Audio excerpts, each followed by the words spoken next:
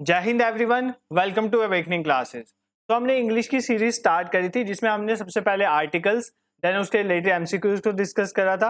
अपने last lecture में हमने प्रोनाउंस के बारे में पढ़ा था। आज इसके रिलेटेड हम डिफरेंट एमसीक्यूज को डिस्कस करेंगे और कुछ स्पॉट द एरर को भी देखेंगे जिस तरह से एग्जाम में क्वेश्चन फ्रेम किए जाते हैं। ये एमसीक्यूज मैक्सिमम पीवाईक्यूज की फॉर्म में होते हैं, ये चीज आपको याद रखनी है। ठीक है, अब देखो यहाँ पर सबसे पहले प्रोनाउन मैंने आपको कल पढ़ाया था। अगर आपने नहीं पढ़ा है तो पहले वो लेक्चर देख के इस वीडियो पे स्विच करना। मैंने आपको बताया था कैसे हम नेगेटिव सेंटेंसेस में sequence first person, second person और थर्ड पर्सन की मेंटेन करते हैं। फिर पॉजिटिव सेंटेंसेस में क्या सीक्वेंस रहती है, सब्जेक्टिव, ऑब्जेक्टिव, नॉमिनेटिव केस क्या होता है, लेट और बिटवीन के लिए हम हमेशा ऑब्जेक्टिव केस का यूज करते हैं। ये सब चीजें हमने कल डिस्कस करी थी। जैसे हमने ये देखा था either of, neither of, each of, one of, every one of, इन सब के साथ हमेशा प्लूरल नाउन या प्रोनाउन लगता है और सिंगुलर जो है वो हमारे पास क्या लगती है, वर्ब लगती है। ये चीज हमने कल देखी थी। ठीक है, इसी तरह हमने देखा था अगर कोई दो पर्सन की बात हो रही है उसके लिए ईदर ऑफ यूज होगा या नीदर ऑफ यूज होगा। अगर दो से ज्यादा है तो one of, none of use होगा। तो ये सब चीजें हमने कल डिस्कस करी थी। रिफ्लेक्सिव प्रोनाउन भी देखा था और हमने ये यहाँ पर इंपॉर्टेंट देखा था ईच एवरी का रिफ्लेक्सिव प्रोनाउन क्या होता है, हिमसेल्फ, और वन का क्या होता है, वन सेल्फ।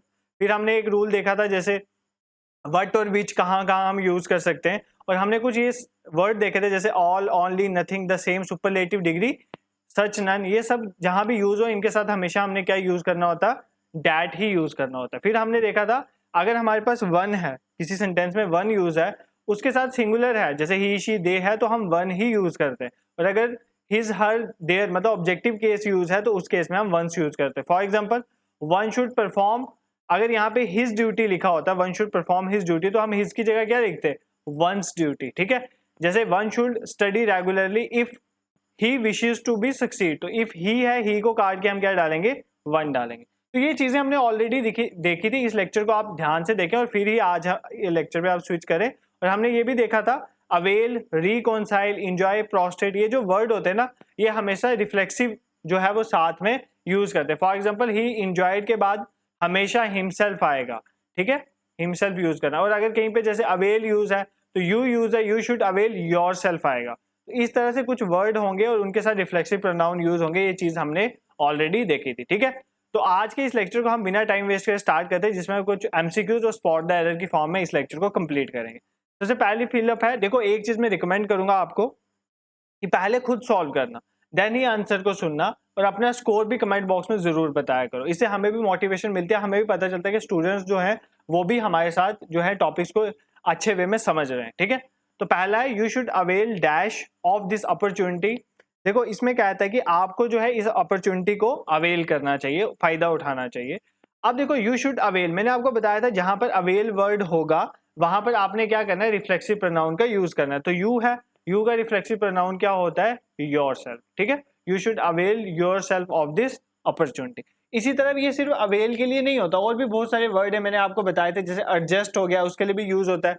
रिकॉन्साइल के लिए भी यूज होता है, एडजस्ट के लिए भी याद कर लो, रिकॉन्साइल के लिए भी यूज होता है। ये कहीं पे आपको दिखे, और जो बाकी मैंने कल भी बताए थे इनके साथ हमेशा रिफ्लेक्सिव प्रोनाउन का आपने यूज करना होता है। इंजॉय हो गया, प्राइड हो गया, प्राइड के साथ भी हमेशा रिफ्लेक्सिव प्रोनाउन का यूज करना होता है। ठीक है, इसके बाद नेक्स्ट देखो, you should keep your self away from bad boys. आपको अपने आप को बुरे लड़कों से दूर रखना चाहिए। इसमें आपने एरर ढूंढना है, इसमें कौन से वर्ड में एरर है।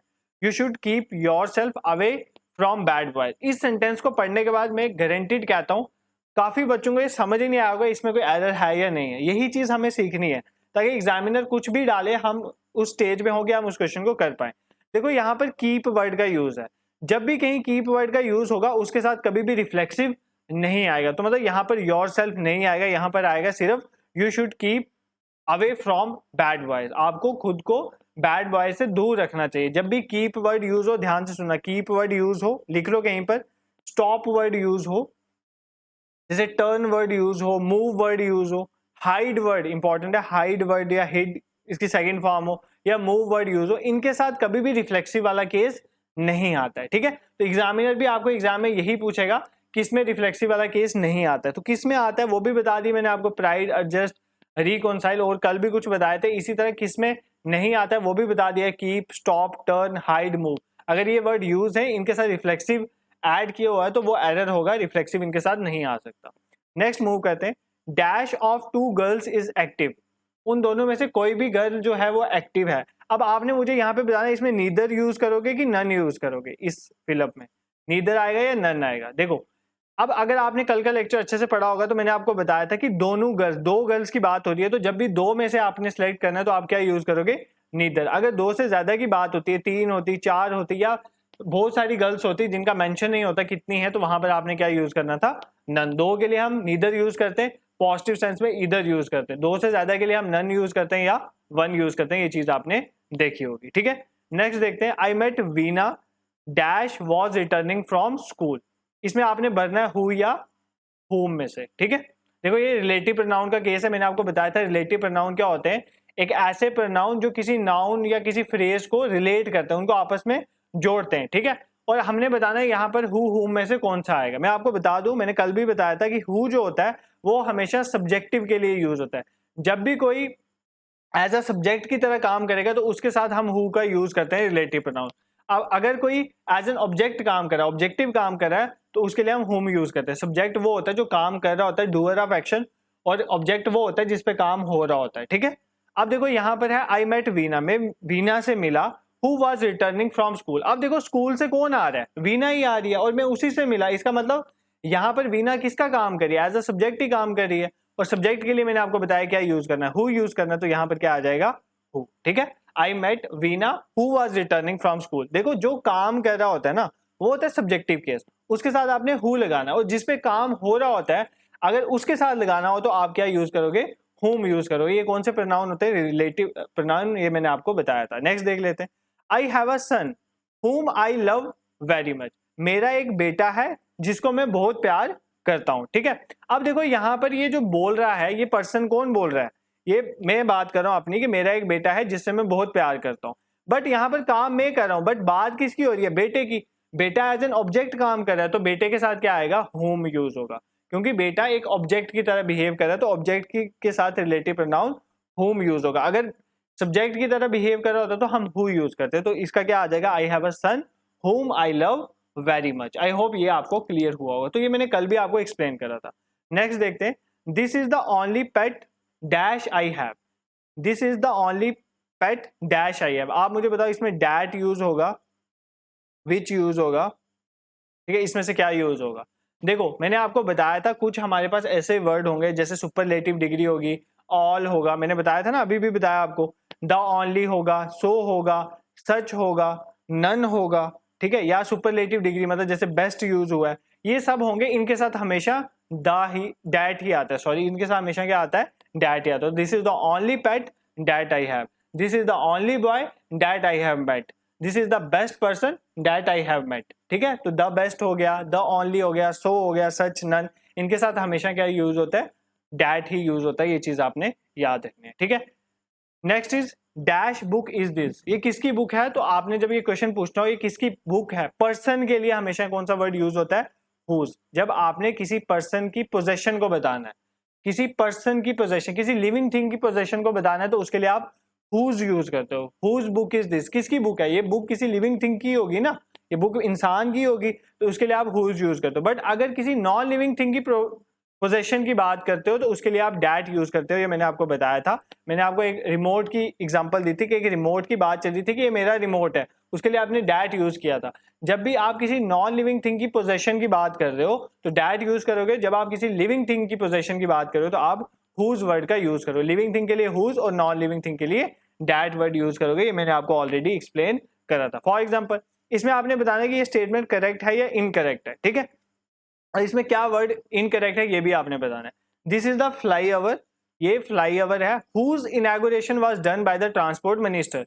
ये वो फ्लाई ओवर है जिसकी इनॉग्रेशन किसने करी है, ट्रांसपोर्ट मिनिस्टर ने। देखो ये फ्लाई ओवर के लिए हुज वर्ड यूज हुआ है, ये वो फ्लाई ओवर है जिसकी इनॉग्रेशन, तो ये फ्लाई ओवर के लिए हुज वर्ड यूज किया। मैंने आपको बताया हुज वर्ड कभी भी नॉन लिविंग थिंग के लिए यूज नहीं हो सकता, इसका मतलब यहाँ पर हुज वर्ड नहीं आ सकता। ठीक है, यहां पर आएगा this is the flower that is inaugurated bye the transport minister, किसी भी तरह से आ सकता है, बट हुज वर्ड यहां पर यूज नहीं होगा क्योंकि ये फ्लाईओवर की बात हो रही है और फ्लाईओवर नॉन लिविंग थिंग आता है, तो इसमें के लिए हम हुज वर्ड यूज नहीं कर सकते। हुज वर्ड मैंने आपको बताया किसके लिए यूज होगा, जब भी कभी लिविंग थिंग की बात होगी, उसके पोजेशन की बात होगी, तो हम हुज वर्ड का यूज करेंगे। ठीक है, आई होप ये आपको प्रोनाउंस की कुछ फिलअप्स थी ये क्लियर हुई होंगी। अब हम देखो दो तरह से हम क्वेश्चन देखते हैं, आज हम स्पॉट द एरर के फॉर्म में भी क्वेश्चन को देखेंगे, ठीक है। ध्यान से देखना, और dog may look fierce but that wouldn't hurt a fly. देखो मेरा जो कुत्ता है वो देखने में डरावना है, ठीक है, बट वो एक मक्खी को भी नहीं मार सकता है, ठीक है। तो ये इसके कहने का मतलब, अब हमें बताना है कि इस स्टेटमेंट में कोई गलती है या नहीं है, ये हमें देखना। और dog may look fierce but that wouldn't hurt a fly. देखो और डॉग, कुत्ते की बात हो रही है ना, कुत्ते के लिए दैट वर्ड यूज नहीं हो सकता, ठीक है। आपने देखा है ही पर्सन के लिए मेल के लिए यूज होता है, शी फीमेल के लिए यूज होता है, और एनिमल्स वगैरह के लिए हम इट वर्ड का यूज करते हैं। तो डॉग के लिए क्या आएगा, इट। और dog may look fierce but it wouldn't hurt a fly. तो इस तरह से क्वेश्चन आते हैं, तो आपको ध्यान से करना, ठीक है। अब नेक्स्ट देखो, it is not I who is to blame, ठीक है, it is not I who is to blame. आपने बताना है इसमें कहां पर एरर है या नो एरर है, तो उस पर क्लिक करना है। देखो ये स्टेटमेंट पढ़ने के बाद ना आपको लग रहा होगा कि ये ठीक है, it is not I who is to blame, but ये गलत है। क्यों गलत है, देखो इसमें बी ऑप्शन में गलती है। क्या गलती है, मैंने आपको कल जब रिलेटिव प्रोनाउन पढ़ाए थे, मैंने आपको बताया था हु के बाद जो वर्ब लगेगी वो किसके अकॉर्डिंग लगेगी, सब्जेक्ट के अकॉर्डिंग लगेगी। इसका मतलब ये जो इज है ना, ये किसके अकॉर्डिंग लगनी चाहिए, आई के अकॉर्डिंग। तो आई के साथ इज तो आता नहीं, आई के साथ क्या आएगा, एम आएगा। तो यहाँ पर एम आना था, बट इन्होंने क्या लगा दिया, इज। इसका मतलब हमारा इसका आंसर क्या हो जाएगा, बी पार्ट। तो बी पार्ट में यहाँ पर एरर है। तो इसका बेसिकली आंसर क्या आना था, it is not I who am to blame, ठीक है। आई होप ये आपको क्लियर हुआ होगा। नेक्स्ट मूव करते हैं, I shall avail of this opportunity to meet you there। अब हमें इसमें बताना है क्या इसमें कोई एरर है या नहीं है। I shall avail of this opportunity to meet you there, ठीक है।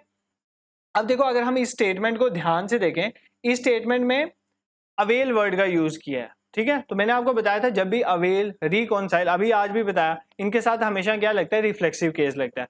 तो आई का रिफ्लेक्सिव केस क्या होगा, माई सेल्फ। तो यहाँ पर पहली स्टेटमेंट में अवेल के साथ माई सेल्फ भी आना चाहिए था, बट नहीं यूज किया। इसका मतलब इसका एरर कहाँ पर है, ए पार्ट में। तो इसका आंसर हो जाएगा ए पार्ट। तो अगर इसका मेन स्टेटमेंट पढ़े वो कैसी बननी थी, I shall avail myself of this opportunity to meet you there. तो इस तरह से इसका आंसर बनना था। आई होप ये चीजें आपको क्लियर हो रही हैं। अगर आपने प्रीवियस लेक्चर देखा है तो इजिली आपको ये समझ आ रहा होगा।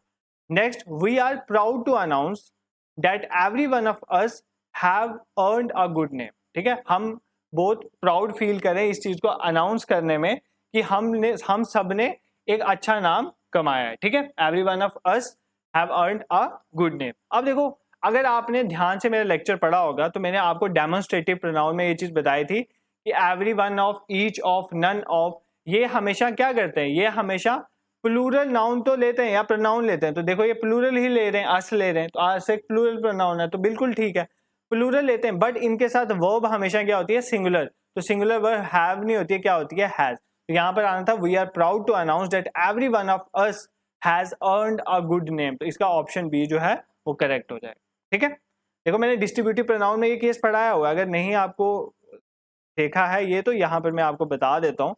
ये मैंने आपको कल लेक्चर में एक्सप्लेन करा था, बहुत अच्छे से आपको एक बार बताया था कि इसमें से क्वेश्चन भी बहुत बार पूछे जाते थे। देखो every one of, each of, one of, इन सब के साथ प्लूरल नाउन या प्रोनाउन यूज होगा, इसलिए अस यूज हुआ था वहां पर। बट वर्ब इसके साथ हमेशा क्या आएगी, सिंगुलर आएगी। तो वहां पर उन्होंने हैव यूज किया था, बट हैव जो है वो सिंगुलर थोड़ी है, वो तो प्लूरल वर्ब है। इसलिए उसका आंसर में क्या आना चाहिए था, हैज आना चाहिए था। आई होप ये क्वेश्चन भी आपको क्लियर हुआ होगा, ठीक है। नेक्स्ट पे मूव करते हैं। The two sister shouted at one another in public. देखो दो बहनें वो एक दूसरे पे चिल्ला रही हैं पब्लिक में, ठीक है। अब इसमें बताना है आपने कौन सी स्टेटमेंट में एरर है या नो एरर है। देखने में तो लग रहा होगा एरर नहीं है, बट यहाँ पर एरर है। दो बहनों की बात हो रही है तो वन अनदर थोड़ी यूज कर सकते हैं। दो के लिए हमने बोला था क्या यूज करना है, ईच अदर, ठीक है। दो के लिए क्या यूज करना है हमने, ईच अदर यूज करना है, इसके लिए वन अनदर नहीं आ सकता, ठीक है। तो देखो मैं इसकी पीडीएफ जो है वो टेलीग्राम ग्रुप में डाल दूंगा, आप टेलीग्राम ग्रुप को भी जरूर ज्वाइन कर लें। नेक्स्ट, ये वाला स्टेटमेंट मैंने आपको बताई थी, first person, second person, third कहाँ पर आता है, सेकंड थर्ड फर्स्ट कहाँ पर आता है, ये उसके बेसिस में है। जॉन, आई एंड हरी, तीन बंदों की बात हो रही है, जॉन, मैं और हरी, हैव फिनिश्ड और स्टडी, हमने अपनी पढ़ाई खत्म कर दी है। अब बताना इसमें कोई एरर है या नहीं है। देखो जॉन जो है, हरी और मैं, देखो मैंने आपको बोला था कि सीक्वेंस चलनी है सेकंड पर्सन, थर्ड पर्सन और फिर फर्स्ट पर्सन। फर्स्ट पर्सन हमेशा लास्ट में आना है क्योंकि ये पॉजिटिव स्टेटमेंट है। फर्स्ट पर्सन लास्ट में आना चाहिए, तो इसका मतलब आई यहाँ पर लास्ट में आना चाहिए। पहले जॉन ठीक है, फिर हरी आना था, फिर आई आना था, ये मैंने आपको बताया था। तो यहाँ पर पहले आई ले आए, तो इसलिए इस स्टेटमेंट में गलती है। तो इसका आंसर क्या हो जाएगा? Option A. ठीक है, अगर आपने ध्यान से पढ़ी है तो ये चीजें आपको इजीली क्लियर होगा। नेक्स्ट मूव करते हैं। इफ आई वर हिम, अगर मैं वो होता, I would teach him a lesson, तो मैं उसको एक लेसन जरूर सुनाता। अगर मैं वो होता, ठीक है, अगर मैं वो होता तो मैं लेसन सुनाता, ठीक है, उसको एक लेसन सिखाता, ये बता रहा है यहाँ पर। अगर मैं वो होता तो मैं एक लेसन उसको जरूर सिखाता। अगर मैं वो होता इसका मतलब फिर मैं सब्जेक्ट बन जाता और फिर मैं वो लेसन सिखाता ना। तो ये हिम वर्ड क्यों यूज किया? हिम तो ऑब्जेक्टिव केस है, यहाँ पर ही आना था। इफ आई वर ही, अगर मैं वो होता, I would teach him a lesson, तो फिर मैं उसको एक लेसन सिखाता। ठीक है, तो पहले मैं वो होता फिर वो उसको लेसन सिखाता। इसका मतलब ये है कि अगर मैं सब्जेक्ट होता तभी तो मैं उसको लेसन सिखाता है, बट यहाँ पर उन्होंने हिम यूज करा है। हिम तो ऑब्जेक्ट केस है, तो यहाँ पर ऑब्जेक्टिव केस नहीं आएगा, यहाँ पर सब्जेक्टिव केस ही का यूज होगा। ये चीज आपने याद रखनी है। ठीक है, तो मैंने आपको ये चीजें बोली थी, सब्जेक्टिव और ऑब्जेक्टिव केस बहुत इंपॉर्टेंट है और इसमें कंफ्यूजन भी होती है, तो ज्यादा कंफ्यूज नहीं होना। नेक्स्ट मूव करते हैं। It is the best which the government can do for the down trodden, ये बेस्ट चीज है जो गवर्नमेंट जो है वो डाउन ट्रोडन के लिए कर सकती है। It is the best that the government can do for down trodden, ये तो सिंपल था। क्यों? क्योंकि द बेस्ट यूज हुआ है। मैंने आपको बताया सुपरलेटिव डिग्री के साथ हमेशा दैट आपने यूज करना है। ठीक है, देखो जब आप रूल्स पढ़ते हो ना, मैं एमसीक्यू सेशन 1-2 दिन के बाद क्यों लाता हूँ, उसका एक रीजन है। जब आप रूल्स पढ़ते हो ना, आप बहुत कॉन्फिडेंट हो जाते हो कि हमें समझ आ गया, अब तो गलती नहीं होगी। बट 1-2 दिन का जो एमसीक्यू सॉल्व करते हो ना, अभी आपको देखने में ये आपने रूल पढ़ा होगा बट अभी आपको याद नहीं आ रहा होगा। इसीलिए आप बार बार इन एमसीक्यूज को प्रैक्टिस करना, तभी आपको ये इंग्लिश और मैथ्स में प्रैक्टिस बहुत इंपॉर्टेंट है। तो हम टेलीग्राम में भेजते भी रहते हैं प्रैक्टिस के लिए, तो आप ज्वाइन कर सकते हो। नेक्स्ट देखो, neither of two friends has got their money back from the company, दोनों फ्रेंड्स में से किसी को भी कंपनी से पैसे वापस नहीं मिले। ठीक है, अब देखते हैं कहां पर गलती है। नीदर ऑफ, ठीक है, नीदर ऑफ के साथ आपको पता है प्लूरल आना है, तो टू फ्रेंड्स बिल्कुल प्लूरल वर्ब केस है। फिर सिंगुलर वर्ब आनी है हैज, ठीक है। नीदर ऑफ के साथ मैंने अभी बताया ना प्लूरल नाउन प्रोनाउन आएगा, उसके बाद सिंगुलर वर्ब आएगी, यहां तक तो ठीक है। Has got their money back from the, but ये देखो अब यहाँ पर देयर नहीं आएगा। क्यों नहीं आएगा? ध्यान से सुनना, अगर नीदर ऑफ के साथ स्टार्टिंग में प्लूरल नाउन प्रोनाउन आ चुका है तो बाद में वापस प्लूरल प्रोनाउन नहीं आ सकता, यहाँ पर सिंगुलर प्रोनाउन आना चाहिए था। देयर की जगह आपने क्या यूज करना है? हिज यूज करना है, यहाँ पर सिंगुलर आएगा, देयर नहीं आएगा। ठीक है, देयर प्लूरल नाउन है, प्लूरल प्रोनाउन नहीं आएगा, यहाँ पर सिंगुलर प्रोनाउन आएगा। क्योंकि ऑलरेडी देखो ना, यहाँ पर ऑलरेडी ये plural case plural pronoun use हो चुका है। अगर plural noun plural pronoun use हो चुका है तो आगे जाके क्या आएगा? सिंगुलर आएगा, ये चीज आपने याद रखनी है। ठीक है, नेक्स्ट देखते हैं। May I know to dash I am speaking, क्या मैं जान सकता हूं मैं किससे बात कर रहा हूं? ठीक है, अब देखो बात मैं कर रहा हूं, किसी से कर रहा हूं, जिससे कर रहा हूं वो ऑब्जेक्ट है, तो ऑब्जेक्ट के लिए टू हु थोड़ी आएगा, ऑब्जेक्ट के लिए क्या आएगा? To whom. ये मैंने आपको बताया ऑब्जेक्टिव केस में होम वर्ड का यूज होता है। तो मे I know to whom I am speaking, देखो बात मैं कर रहा हूं, काम मैं कर रहा हूं, तो मेरे लिए तो हु आएगा, बट दूसरे पर्सन के लिए तो हुम यूज होना चाहिए। इन्होंने दूसरे पर्सन के लिए हु यूज कर लिया, काम तो वो कर नहीं रहा है, वो तो ऑब्जेक्ट है, उस पर काम हो रहा है, तो इसका मतलब है यहाँ पर क्या आएगा? होम आएगा। ठीक है, नेक्स्ट देखो, he is the person whom everyone thought has stolen the ring, ये आपके लिए होमवर्क है। आपने मुझे कमेंट बॉक्स में बताना है इसमें कोई एरर है। एरर है तो ए में एरर है, बी में एरर है या सी में एरर है, या इसमें कोई एरर नहीं है। आपने ऑप्शन भी देना और मुझे बताना है कि किस वर्ड को किस में चेंज करना है, तो ये भी आपने बताना। आई होप आज का लेक्चर आपको पसंद आया होगा। अगर पसंद आए तो चैनल को जरूर सब्सक्राइब करें, प्लेलिस्ट में जाएं, हिस्ट्री, पॉलिटी, ज्योग्राफी, इकोनॉमिक्स, जेके, एसएसबी, हर एक एग्जाम के लिए, finance, account, VLW, junior assistant, सबके लिए हमने लेक्चर्स डाले हुए हैं। आप उन लेक्चर्स को इजीली एक्सेस कर सकते हो। टेलीग्राम ग्रुप को ज्वाइन करें, वहां पर पीडीएफ, क्विज वगैरह आपको होते रहते हैं, और हम बहुत जल्दी मॉक टेस्ट भी आपके लिए अनाउंस करेंगे, तो इसके लिए भी आप टेलीग्राम ग्रुप को ज्वाइन कर सकते हो। तो कंटेंट पसंद आए तो चैनल को जरूर सब्सक्राइब करें। Thank you so much for watching.